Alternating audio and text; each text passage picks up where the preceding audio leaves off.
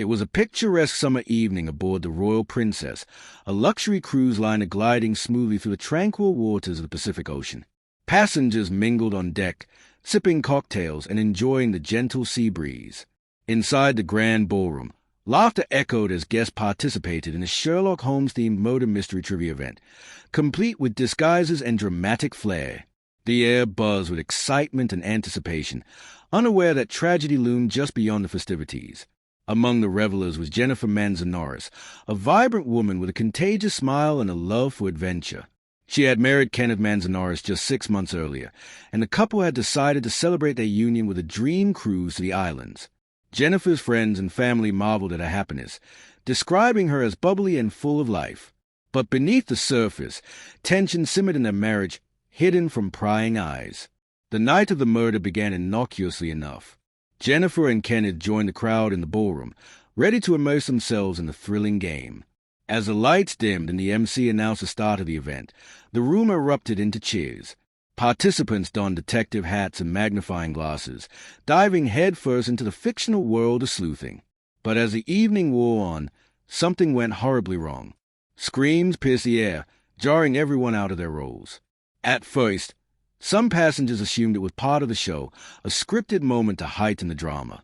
Others, however, froze in terror, realizing the screams were real. A commotion erupted as guests scrambled to identify the source. The noise drew the attention of the ship's staff, who rushed to Jennifer's cabin. What they found shocked everyone. Jennifer lay motionless on the floor, her body battered and bruised. The room was a chaotic mess, with overturned furniture and signs of a violent struggle. Kenneth Manzanares was nowhere to be found.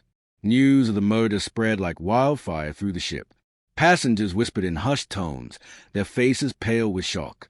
Some recalled seeing Kenneth earlier that evening, his demeanor tense and withdrawn. Others remembered hearing arguments between the couple in the days leading up to the incident.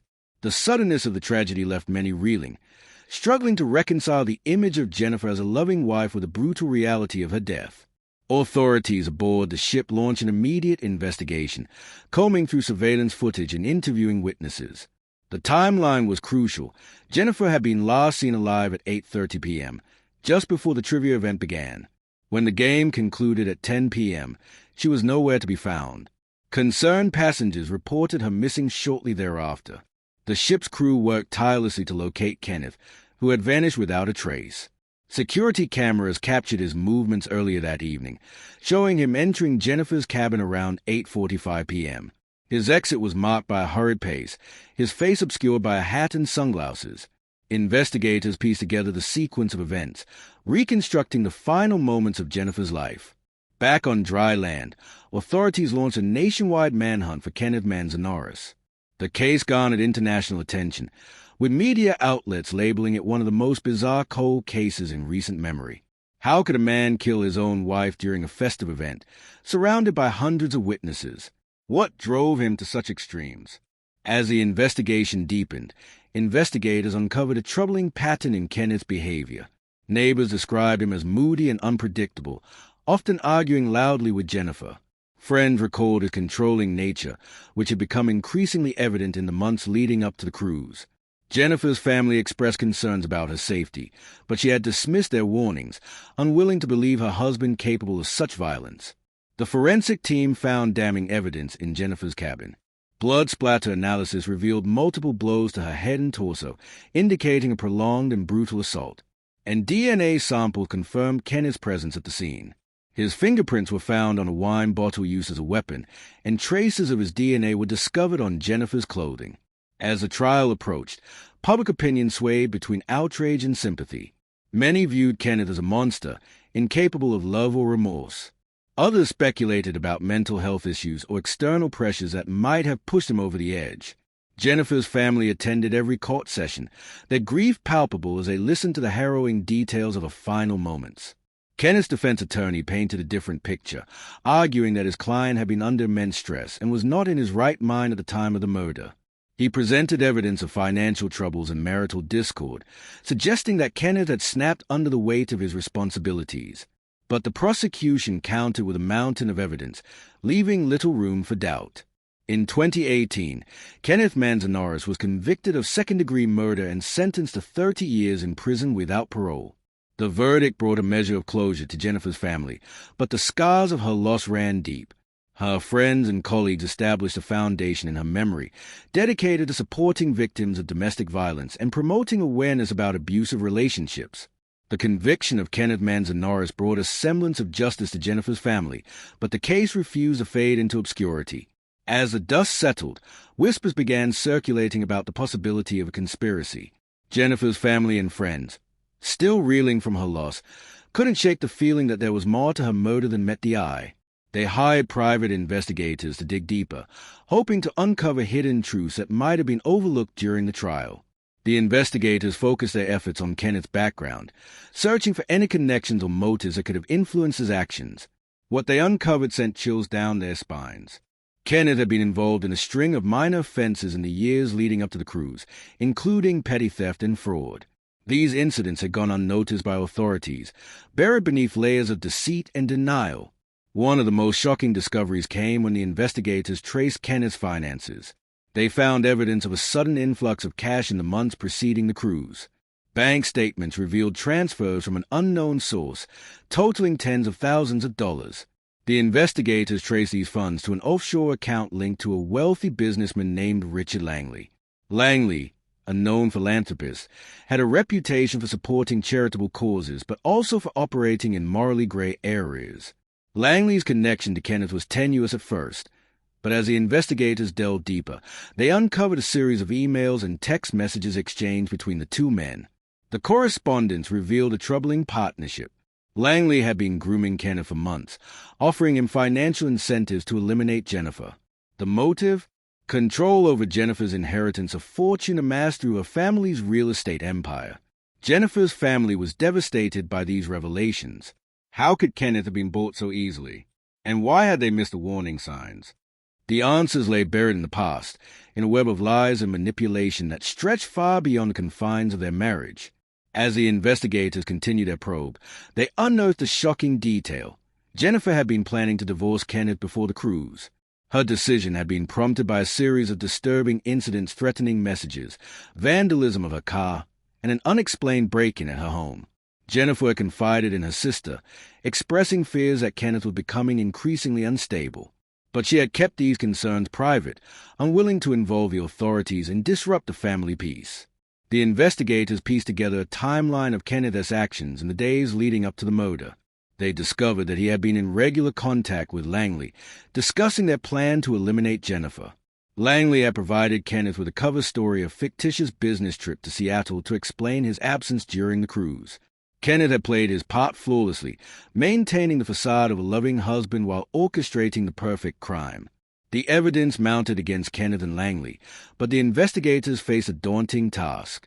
Convincing a jury of their complicity required proof beyond reasonable doubt. They needed more than circumstantial evidence. They needed a smoking gun. The breakthrough came when they located a key witness, a former employee of Langley's company who had overheard incriminating conversations between the two men. The witness agreed to testify, but only if granted immunity from prosecution. The trial that followed was a media circus, drawing national attention. Prosecutors presented a compelling case, weaving together financial records, email exchanges, and witness testimony to paint a picture of a calculated conspiracy. Kenneth's defense team fought back fiercely, attempting to discredit the witnesses and cast doubt on the evidence. But the tide had turned against them. As the verdict neared, Jennifer's family gathered in the courtroom, their hearts heavy with hope and dread. They had waited years for this moment, praying for justice to prevail. When the jury returned, their verdict was unanimous, guilty on all counts. Kenneth Manzanares and Richard Langley were sentenced to life in prison without parole, their freedom stripped away forever. The courtroom erupted in applause as Jennifer's family embraced, tears of relief streaming down their faces. Justice had been served, but the scars of her loss ran deep. Her children, now teenagers, struggled to come to terms with their father's betrayal. Her parents mourned the loss of their daughter, unable to forgive the man who had once claimed to love her.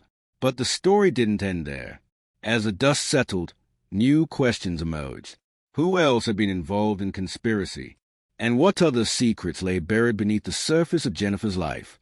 The investigators continued their search, following leads that pointed to a shadowy figure lurking in the shadows. One evening, as they reviewed surveillance footage from the cruise, they noticed a figure standing in the background during the trivia event.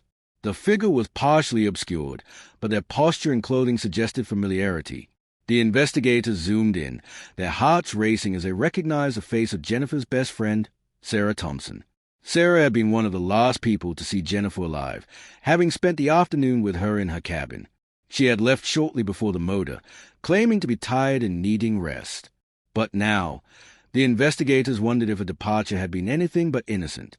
The revelation that Sarah Thompson, Jennifer's best friend, had been present during the motor sent shockwaves through the investigation team. How could someone so close to Jennifer have been involved in her death? The investigators delved deeper into Sarah's life, uncovering a web of secrets that threatened to unravel everything they thought they knew. Sarah and Jennifer had been inseparable since childhood, sharing dreams and ambitions that bound them together. But as the investigators examined their relationship, they discovered cracks beneath the surface. Sarah had been financially dependent on Jennifer for years, relying on her friend's generosity to cover rent and medical bills. The investigators found records of loans and gifts from Jennifer to Sarah, some amounting to tens of thousands of dollars. The turning point came when they uncovered a series of text messages exchanged between Sarah and Kenneth in the weeks leading up to the motor. The messages were cryptic but revealing, hinting at a plan that involved Sarah playing a crucial role. In one exchange, Sarah wrote, "She won't suspect a thing. Trust me." Kenneth responded, "Do it tonight. Make sure it's clean." The investigators confronted Sarah, presenting the evidence against her. At first, she denied everything, her voice trembling with indignation. "I love Jennifer," she said. "How could you even suggest such a thing?" But the evidence was overwhelming.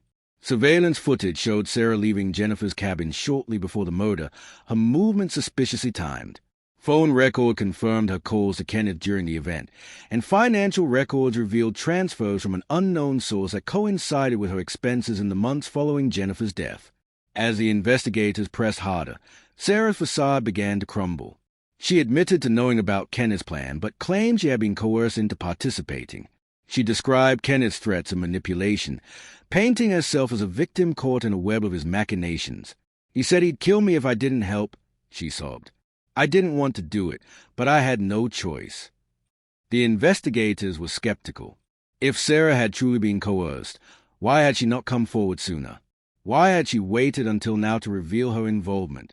The contradictions in her story raised more questions than answers. The team decided to test her claims by comparing her alibi with Kenneth's timeline. Their investigation revealed that Sarah had indeed been at the trivia event, but her movements were inconsistent with her claim of innocence. Security footage showed her lingering near Jennifer's cabin during critical moments, her presence unexplained. The investigators concluded that Sarah had been more than a passive participant. She had actively assisted Kenneth in carrying out the murder. The case against Sarah grew stronger with each piece of evidence uncovered. She was formally charged as an accomplice to murder, and her trial became a media sensation. Jennifer's family attended every session, their pain palpable as they listened to the harrowing details of their daughter's betrayal. Sarah's defense attorney argued passionately for leniency, citing her coerced participation and lack of intent to harm. But the prosecution countered with a mountain of evidence, leaving little room for doubt. As the trial neared its conclusion, the investigators received a surprising tip from an anonymous source. The tipster claimed to have information about another individual involved in Jennifer's murder, a person who had been manipulating both Kenneth and Sarah from the shadows. The tipster provided a name, Emily Carter, a former co-worker of Jennifer's who had recently moved to Europe. Emily Carter had been a close associate of Jennifer's during her time at a real estate firm. They had worked on several high-profile deals together, building a rapport that extended beyond professional boundaries. But as the investigators delved into Emily's background, they uncovered a disturbing pattern of behavior. Emily had been fired from multiple jobs, often under mysterious circumstances, and had a history of financial instability.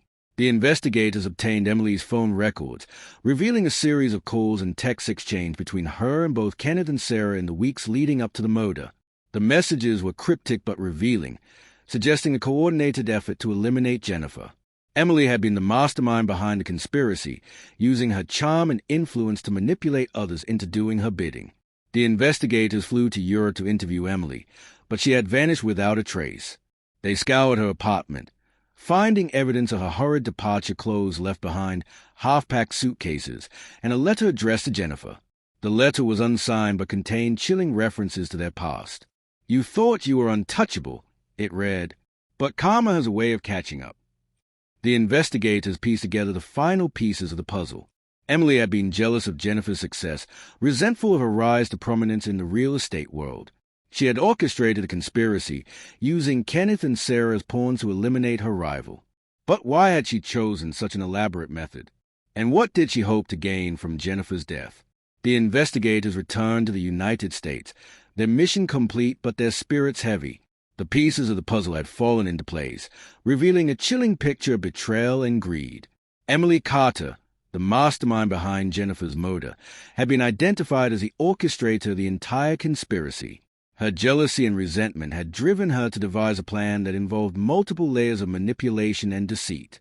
The investigators worked tirelessly to track Emily down, following leads across Europe and Asia. After months of relentless pursuit, they finally located her in a remote village in Switzerland. Disguised as tourists, they entered the village, their eyes scanning the streets for any sign of her. When they spotted her, she was walking casually, unaware of the storm brewing. The team approached her cautiously, their guns drawn. "Emily Carter," one investigator said, his voice firm but controlled. "You're under arrest." Emily froze, her face pale with shock. "How did you find me?"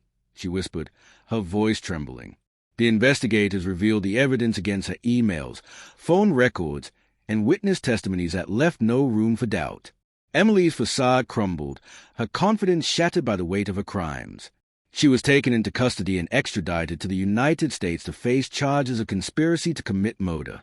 Back home, the case against Sarah and Kenneth was finalized. Both were convicted of their roles in the murder, with Sarah receiving a reduced sentence due to her cooperation and testimony against Emily. Kenneth, however, faced the full extent of the law, his life sentence without parole a fitting punishment for his calculated betrayal. Jennifer's family found a measure of closure in the trials. Though nothing could bring Jennifer back, the justice system had punished those who had wronged her.